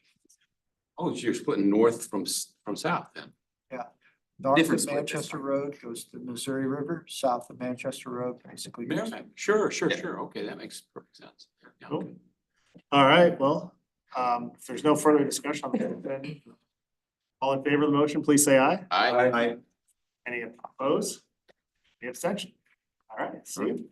Thank you all that time for that. Thanks, everybody. If you have any questions or whatever, let me know. I'm Awesome. around. I'll let you guys have the rest of your meeting. Thank you, sir. You're not gonna stick around? Oh, you guys are having so much fun. I don't want to take up all that. All right, that takes us to the next item under planning matters for consideration, which is the Walnut Hills and steps in the application process for the year 2025. Ms. Ripito. Thank you, Mr. Chair. Mr. Chair, members of the committee. For those of you that aren't familiar with the Wall that Heals. It is a 3/4 scale replica of the Vietnam Veterans Memorial in the Capitol. It's 375 feet in length and is about 7.5 feet at its peak, at the tallest point. It is erected in a chevron type shape, and visitors can come, do name rubbings on the wall. Just like the National Memorial, the names on the wall are listed by the day of casualty, and they start at the peak and go down the east wing, and then they circle back around on the west wing, and then it connects at the middle so that it comes full circle with the day of, the beginning and the end. This wall it's a traveling memorial, and the city has been discussing bring it to Wildwood since 2021. We've been trying. So the committee and its members have been very supportive of this throughout the application process. And the Department of Planning contacted the organization shortly after and scheduled a tour when they were here in Warrenton. And it was a fantastic experience. The gentleman giving the tour made me cry a little, not gonna lie. And they made fun of me for it. But at that time, they suggested putting it off until at least 2024 or 2025 because the timing of the two would have been too close together. And there's a good possibility that our application would have been rejected had we applied at that time because they like to space it out more because then it generates more interest. We recently inquired as to how much it would be to host the wall if we apply this year, and it's still, you get $11,000, and they suggest another $10,000 for volunteer expenses and, promotional type expenses and such. At any rate, taking this into account, we determined probably the best location would be the Village Green if we did bring this in. Because you need a grassy area about the size of a football field in addition to a hard surface area that they can park the trailer on. I think I have an image of the trailer. Yeah, so they have a trailer that essentially opens up and it shows all kinds of stories and photos and keepsakes. They're just like the National Memorial. People tend to leave things behind at the wall. And then it would also be our job to determine, where to put these things, because you probably want to have them on display or find an appropriate place to put them. You also need a place with ample parking, which is kind of why Community Park got ruled out. One of the most important things is that we'll need to organize a committee. He emphasized the importance of this needs to be a community event. And therefore you need to get the community involved and have people that are actually running the committee and promoting and coming up with these ideas and helping with the volunteers and stuff. It shouldn't just be like a city sponsored event because you want it to be a warm fuzzy thing for the whole community as opposed to just a visit. At any rate, he also, brought up things like signage, time of the year. One of the problems with this is that the time of the year, we don't really have any control over. You kind of fill out an application and then at the end of the year, they accept applications through September 30th. And so at that point, they take all the applications, decide which cities they're gonna go to, and they put them in the order that's convenient for the tour. And so you can request, we'd like you here in July or whatever, but there's no real guarantee on that. They could be here in February. So it makes it kind of harder to plan, but doable. So all of that being said, there's a lot that needs to be put together for this event. Displays, or things like organizing the opening ceremony and such. And so it will be a time commitment that the city will definitely have to make when it comes to pulling this off if we want to pull it off right. At any rate, the last time that this was brought before the committee, we were encouraged to apply for it in 2025, apply this year for 2025.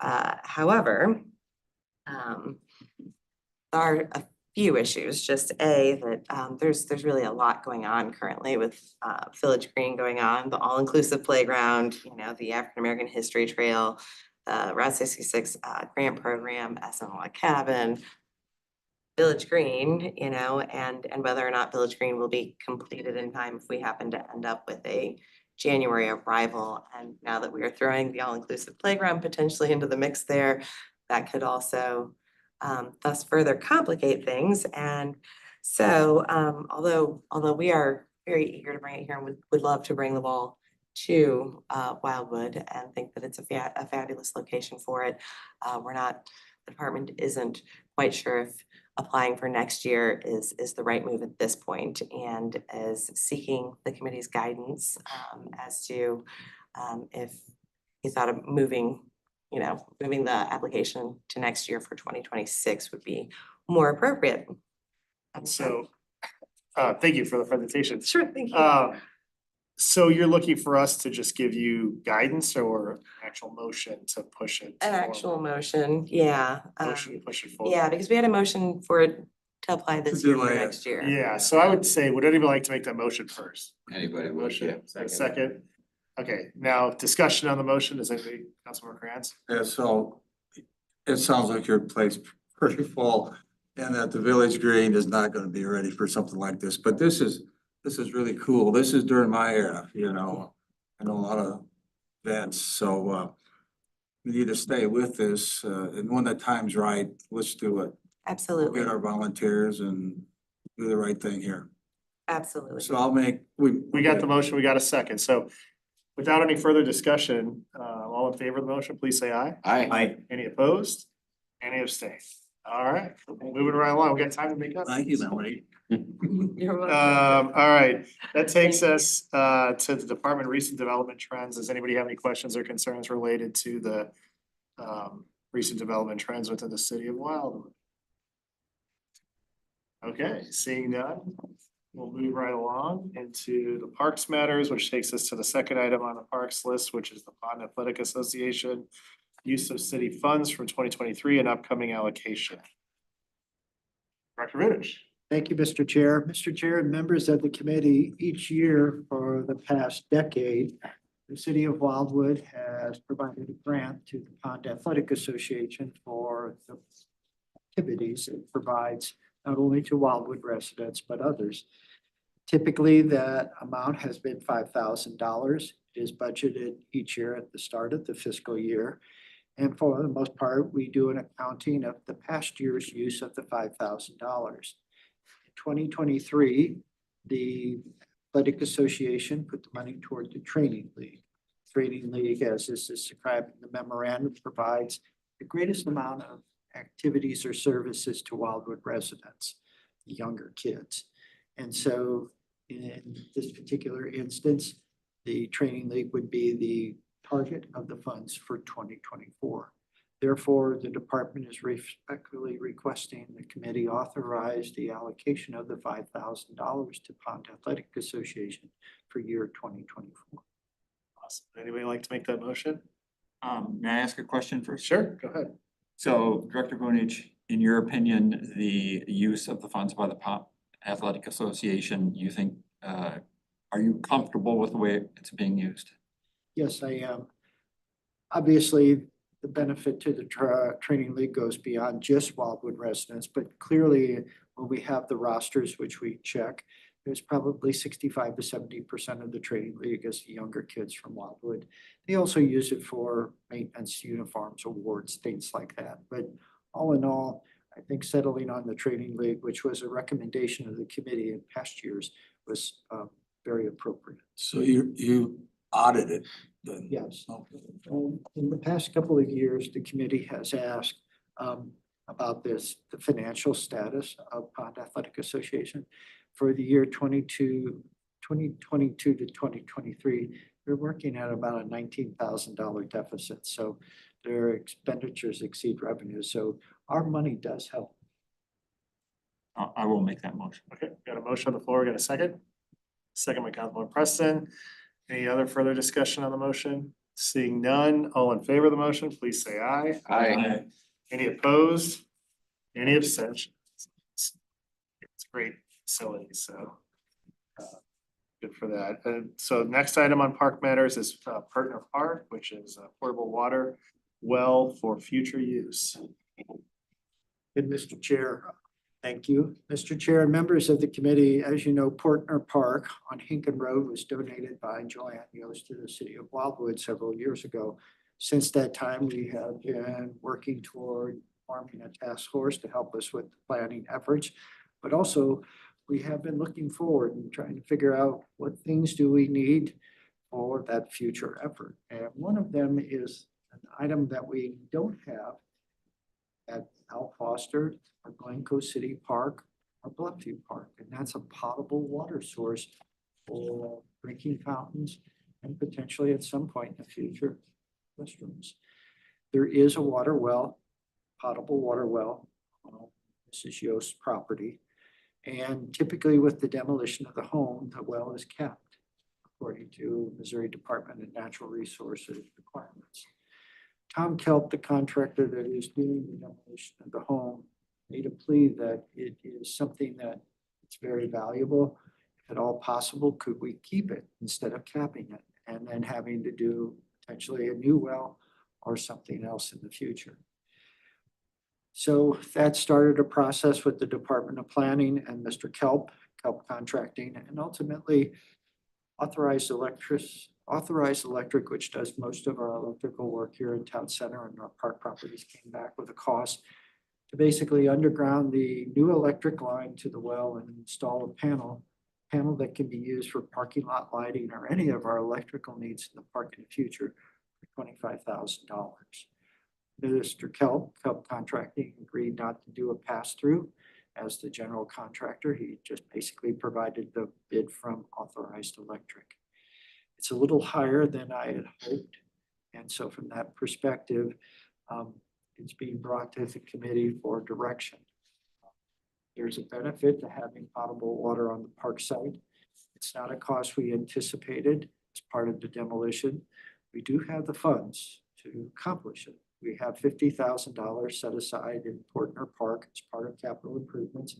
Demolition is just at $19,000. So we do have the funds, but it's just not something we ever talked about or anticipated as we work through the demolition process and the formation of the task force. So that's why it's here tonight. Thank you. So just for clarification purposes, you are looking for direction from the committee by way of a motion to move forward with the bidding process? Move forward with the allocation of the $25,000 or not to exceed $25,000. And if we can get it at a less expensive amount, we certainly will, but not to exceed. And this is all included within the 50,000 that's already been allocated. Yes. Yeah, go ahead, Councilmember Krantz. Did we only take one bid on it, Joe? Kelp only took one bid. Okay. And he is willing to get additional bids, but this contractor's done all of the disconnects in the house, has done all the prep work for the demolition. And so he was a little, So are we getting the best bang for a buck here? according to Mr. Kelp, he was a little surprised by the price, but he knows the quality of the work. I understand it. He does a very good job for a while. Okay. Hey, Councilmember Ottenberg? Jim asked the same question that I was going to ask. Okay. Anybody else have anything? Councilmember Preston? I mean, if it's, so long as we can not to exceed the 25,000, I mean, the value in that probably long-term.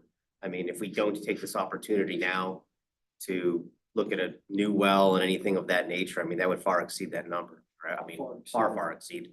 Yeah, Councilmember Rambo? Well, Colonel Jackson just had a well drilled, literally the closest parcel to my own, and it was 19,000 for a 450-foot deep well, and that place is 100 feet higher than Jackson, well, probably about 60 feet higher than Jacksy's, so it would be every bit of $20K to bore a new one, and then we're getting the power panel and so on and so forth. So I think it's really a cost. Doesn't seem bad. It's a cost-effective way to do things, and it'd be really nice to have water fountains and stuff there, even if we don't do restrooms right away. So, Joe, you backslid on the Portner thing, but I was gonna commend. I got it, guys. Yes, you did, yes. All right, well, seeing that, would anybody like to make the motion?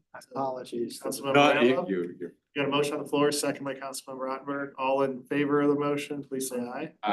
Any opposed? Any abstentions? Chair. Yes, Mabry has. Oh. his hand up. sorry. Councilmember Mabry? Yes, is anyone copying my audio? Yes. Well, I'm gratified that I figured out how to use my 14-year-old desktop. I voted aye. Oh, okay. All right, we got it. Thank you very much. That takes us to the next item on the Parks Matters, ready for consideration, which is the John LeCade Memorial Trailhead and Security Improvements, Director Vunish. Mr. Chair, with your permission, I would request a postponement so we could maybe spend a little bit more time on Village Green. Okay. All in favor for that? Sure. Good with that? Okay.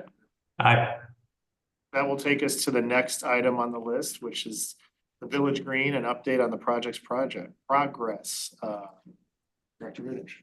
Thank you again, Mr. Chair. Mr. Chair and members of the committee, it's nice to finally start with some good news about Village Green again. As of Friday, June 14th at 5:22 p.m. in the afternoon, Mr. Lee received the land disturbance permit from the Missouri Department of Natural Resources. It had taken almost 60 days to achieve that permit for a 1-acre area of disturbance. So we're glad to have it, and we are very appreciative of the state of Missouri for issuing it. What was the hangup? Well, when I completed the permit on April 24th, the state system rejected my email as spam.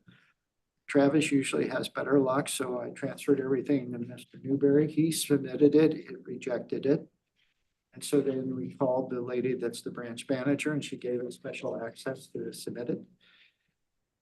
Prior to submitting it, though, I had already paid the fee because I had submitted my application thinking that the state system wouldn't reject my email as spam. So they refunded our cost, and then they lost the application. So when we finally tracked down the application, they said we hadn't paid, and I said, well, we had.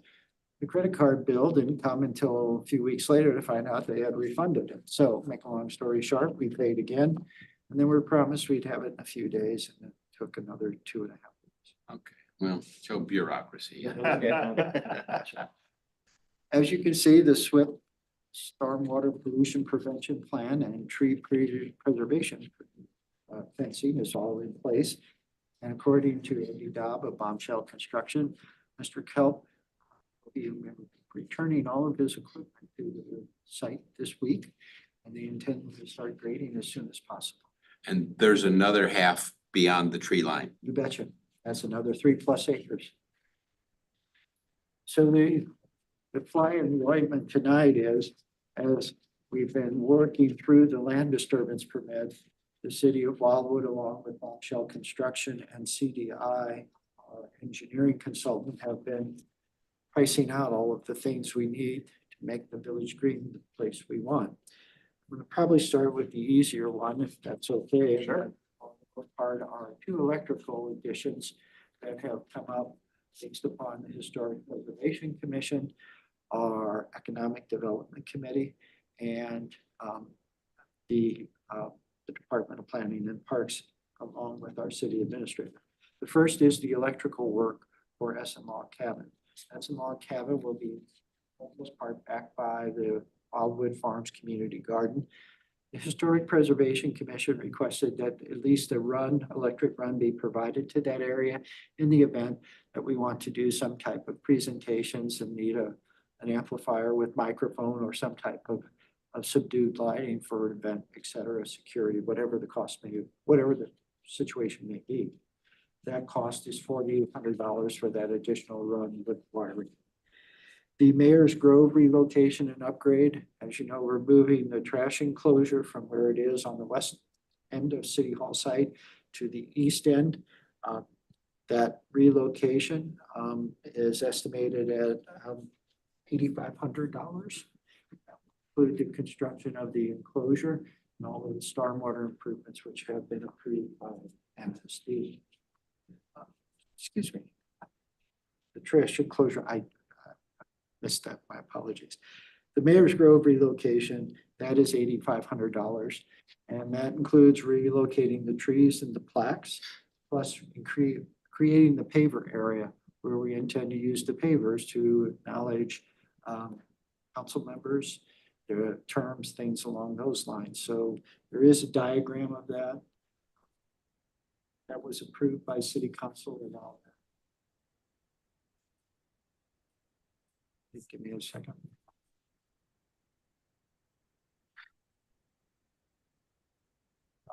No worries. Very beginning. Are you saying it's at the end? So where are the trees gonna be, Joe? You're gonna have a marriage. That's the parking area. Yeah.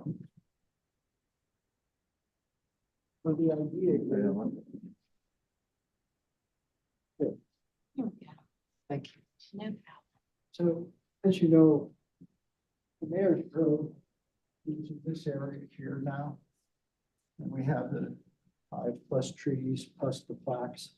The idea is to move the mayor's grove over here and put the trees in there. This is new. These are the pavers that would be used.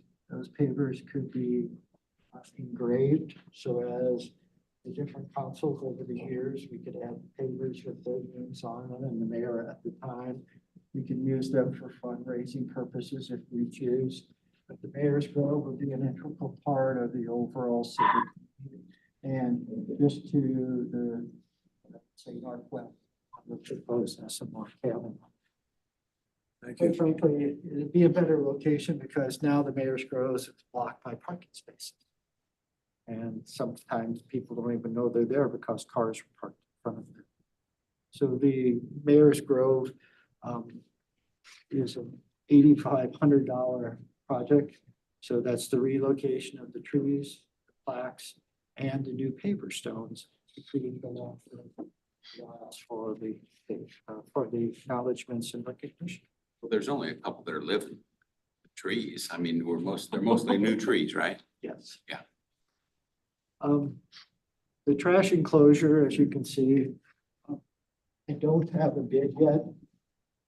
Bombshell is working on that. The existing trash enclosure is in this area. It used to be moved over here. And it'll replace a portion of the existing mayor's grove. As soon as I get a price on that, then we provide it to the committee. The good news is, talked with Tim Phelan, our building supervisor, who we're going to move the trash dumpsters down to the end of Wildwood Avenue temporarily while we work through all of the logistics with the relocation and the new build. And we've used that area for recycling of holiday lights over the years. And then we also had extra dumpsters down there during COVID for recycling purposes. So if you're keeping track, based upon the memorandum, the electrical run for Log Cabin is $4,800. Mayor's Grove relocation upgrade is $8,500. So now we're up to about $13,500. And then included in that, I just want to make one more comment before I talk about the lighting. And out of the Economic Development Committee and the Stratford Police there is a discussion trying to make our holiday tree lighting event much more of an event. And the thought was actually relocating it to the Civic Green.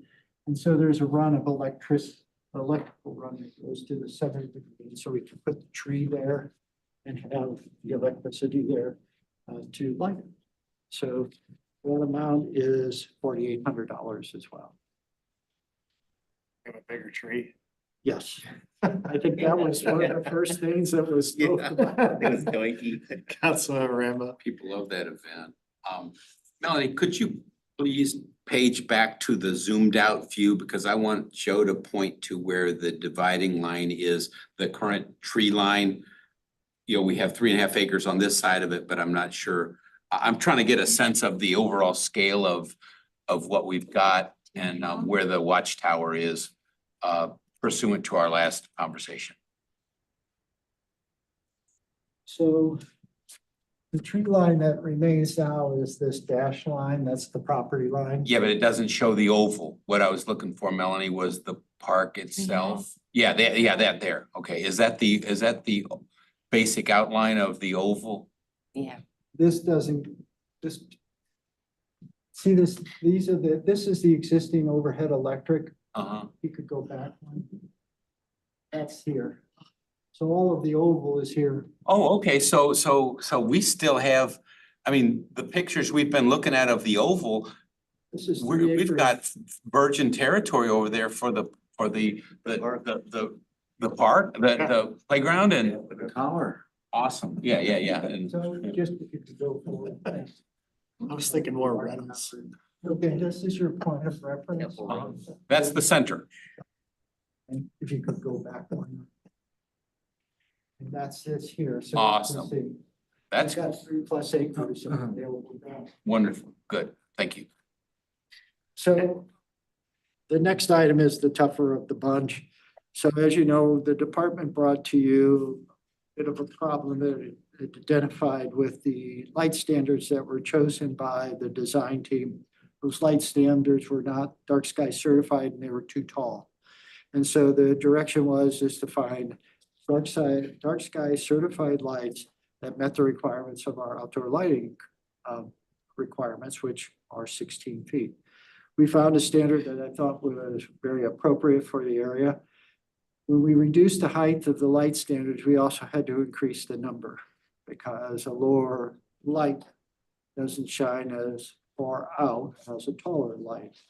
And the cost of the light standards were comparable, but it's just that now we had 16 additional ones. And those 16 additional ones end up costing about $63,000. And we also have 16 additional bases and their installation along with the electrical work, which is almost a comparable amount of $64,000, which when all put together, it means that basically we have about $125,000 change order, and that's substantial. We can cover almost all of it with the budget we have in place, $2 million, because Bombshell Construction was contracted at $1.9 million, but we can't cover it all. And so the additional electrical runs, the Mayor's Grove relocation, and then the trash enclosure bid will probably put us in the vicinity of about $2,030,000 or so. Let's just say $2,50,000. So we'll be over budget. So the options for you all tonight to consider is authorize it, find funding for it in capital improvements that's in a project that we're not going to do this year, or find another standard. And the standard we could use is the one we have out in the City Hall parking lot now. It's that silver pole with that small flathead with LED lighting that's compliant to dark sky. There's a benefit to being consistent with the two uses, City Hall parking lot and Village Green. But certainly, like I say, there's another option, and that's to expand the budget to accommodate this change order. So we'd save at least the 30K with going with those They're standards. much less expensive. And Director Vunich, the lighting that you're talking about is the lighting we looked at last time, with the discs, that looks unique. Circular. Councilmember Hunter. So I think we're Rob is maybe leaning, correct me if I'm wrong, towards using the same fixtures that we've got out in the parking lot. Is that what you're thinking? I was just asking what the delta was, if we can, if that puts us below 2 million versus above 2 million, it's worth consideration, but those lighting standards were really cool. Yeah. And it's great to have something that cool for the low price of 30 grand over That's what I budget. was gonna say. This is a one-time shot. Yeah. And we gotta get it right. As long as Some we cut can get corners. replacement lights with no problem, and you had already explored that. Village Green's not a park. So we're going 2 million. I would advocate personally that the extra 30,000 is worth it to have the unique aesthetic appeal right? And the serving of the purpose and contributing to the overall project itself. Councilmember Graham. I'll just make that motion to go along with Joe's recommendation here. Okay, do we have a second? Sure. Councilmember Preston. Any further discussion on the motion? Just one statement. I don't bring this to you without a lot of forethought because being on budget is key to our conservative fiscal process that has served us well for almost 29 years. I did ask Andy Dobb of Bombshell Construction, the general contractor, is there something out there that you don't know about, that you know about that I don't know about, that's gonna catch us if we. Alright. The only thing that he said is, I'm still waiting on Hammond, Missouri for some of the numbers on the undergrounding of the existing line. Typically, city projects, that's a cost the utility has to carry because it's a city project, public to public, so to speak. But right now, we've got the worst case scenario. We've got $25,000 in lights and then the other 4,800, so to speak, and the 2 electric runs and the 8,500 for the Mayor's Grove. The delta or the factor I don't know is the trash enclosure. But Andy Dobb of Bombshell Construction said he'd get it to me as soon as possible. So that's why I'm cheating a little up more toward the 50,000. But if it's less, obviously you'll be the first to know. Thank you. Councilmember Mabry, you had your hand up previously. Was that in preparation for voting or did you have a question? Prep for voting. Okay, okay, so we've got the motion in the second. All in favor of the motion, please say aye. Aye. Aye. Any abstention? All right, thank you very much for the Thank you. presentation. And then the last 2 items under Parks Matters are Wildwood Recreation Programming Update and Facility Reservations and Event Registrations. Does anybody have any questions, concerns, comments? Just one item, Mr. Chair. Sure, go ahead. Still plan on having the concert this coming Friday night, despite the weather forecast, so we'll be cautious with the heat index, but for now, we're still planning on having it. Starts at 6:45. We're going to have a couple of food trucks along with our hot dogs, so all are welcome. Look forward to coming. Awesome. Thanks, Joe. Great. Okay. Does anybody else? Go ahead, Councilor Rodberg. Wonder, Director Bonich, if we could get maybe a brief update on your progress on the stormwater master plan to address the erosion issues in our watershed. You'll remember some work that you did to help me with a presentation I made to the Board of Aldermen over in Clarkson Valley, and Mayor McNamara over there is very interested in knowing when they should possibly maybe come and visit with you to hear, you know, what it is that you're doing, because I believe, you correct me if I'm wrong, that one of the requirements of the EPA is to address the erosion issues along Calks Creek. They would like them addressed all at once in Wildwood, Clarkson Valley, and Chesterfield. So if I were to give Mayor McNamara an update on where we're at, what could I tell her? First and foremost, the gentleman you provided the name and contact number with, him and I had a great conversation. Okay. He has a lot of, he must have works at Creve Coeur. Yes. And Creve Coeur had done a stormwater management master plan, so he had some very good suggestions. And it was a wealth of information, and basically we made the commitment that as we move forward, both of us with their project on that larger track by Marquette High School and us with our management plan, we would keep in constant contact.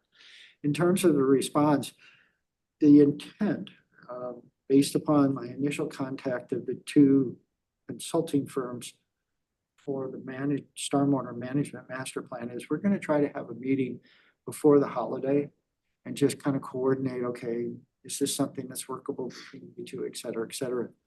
We hope to have something to City Council, probably not in July because we are meeting on the 15th, but in August, and have a startup sometime in early fall. Great, thank you. Cool. Well, thank you for that. And anybody else say anything else? No, we're Rob was, We're almost. Scott already took us over the mark. 2 minutes late. You were just gonna ask that question. You're killing my Joe, I know that you're perfect record, but I'll give you an exception. Nobody's perfect. I know the department would never dream of even suggesting that we tap into our reserves for any purpose whatsoever. I'm really concerned about Main Street. I want the Village Green project to move forward. I want this playground, if we put it there, to move forward. And I think maybe I'm the only one feeling like it's No, I hanging agree. over our I head. agree. But it's one of the biggest barriers that we need to break down to move forward on lots of fronts. What's the appropriate time? Tell me how to help with that. If I have to propose it to council myself, I would be happy to do that because I think it makes sense, but right now it's vague. The report from this committee on the unlimited play presentation and your action will be in city council on July 15th. Okay. It also happens to be the time that the department will have the proposed conditions for NAR Plan 238. Some of which will be new conditions based upon the input from the residents as well as all of you. John Young, Tom Lee, Melanie will review those conditions besides me and certainly improve them as they always do. So you've got the potential for the dedication out of the project if it's suitable. That's really all up to you. We have the report on the unlimited play. I hope to get that to Ms. McKay tomorrow so we can maybe get some initial impressions just on the switch out, so to speak. And then from Main Street, I think Mr. Lee, Mr. Brown, Ms. Ripto and I probably press CDI to see if they can start kind of giving us an idea of, okay, what are we talking about in overall cost? Again, we have $1 million set aside for 2025 for that construction. So I think there's a lot of movement, and July 15th, we can kind of bring it to all of you and identify the components and where we're at. My goal is just not hit a wall where you folks are reluctant to recommend that we tap $1 million for this purpose. And I'm happy to do that, carry that load if it helps out.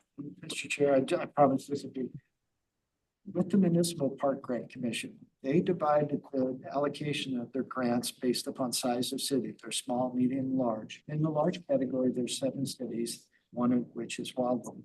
The way it's worked is in 1 year, if 4 get funded and 3 don't, then next year the 3 get funded and the 4 don't.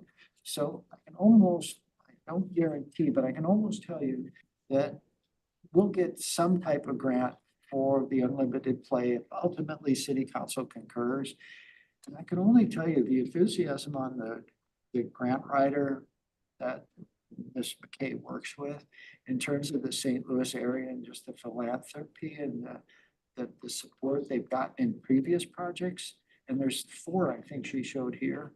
She said, this is a great area and your area is one of the best we've seen so far. He did a lot of demographic analysis and research. And so I actually think if all were to go well, if it's 1.8 million, we've got $600,000 from the municipal park grant. We're down already 1.2. And if we get some sponsorship, we could have that at a reachable goal number. Okay, so we may not have to. That's what I'm thinking. Okay, that's great news. Can I ask another question? Yeah, go ahead. The unlimited play folks, if the topography is markedly different in the Village Green area, their ramps and so on and so forth are not gonna line up. I would hate to see them build a hill. Is it easy for them to reconfigure their proposal if Village Green's a more favorable location overall? I actually think Village Green has a little bit more play to it than Glen Coast City Park. Where our existing facility is, it's pretty flat. But that's what I thought, but she was saying that the topography was favorable and I didn't get that either, so. For the parking lot to the existing playground, there's probably not 1%, maybe 1%. That's what I thought. Okay, so this is a little bit more hilly, so it should work out. There, we've got some play. It's just, Crestview, it rises, then it levels, and then Yeah. it kind of slips up again. as you go toward your acres. Oh, maybe we'll save a few bucks. Could be. Good. Thank you. No problem. Motion to adjourn. Well, I just gotta go through a couple extra things here real quick. We get there. I like the Saying, finance. hey, these guys, ready to go home. All right, we got executive session we don't have, not ready for action. Nothing there. Other items for consideration, none. Next meeting is gonna be Tuesday, July 16th, 2024. Should keep us pretty busy since the council meeting's on the 15th, so we should have some exciting stuff to talk about then. And outside of that, thank you very much for all of your participation and good conversation as always. And even though we're 7 minutes behind, I think it was worth it for the unlimited play Yes, it time was. that we did. So, We'll blame Mr. Farmer on. yeah, exactly. And he didn't fill out a public participation card, so we'll sanction him for that. Motion to adjourn. Councilmember Kranz, second. Councilmember Rottenberg, all in favor of the motion, please say aye. Aye. Any opposed? Any abstentions? All right.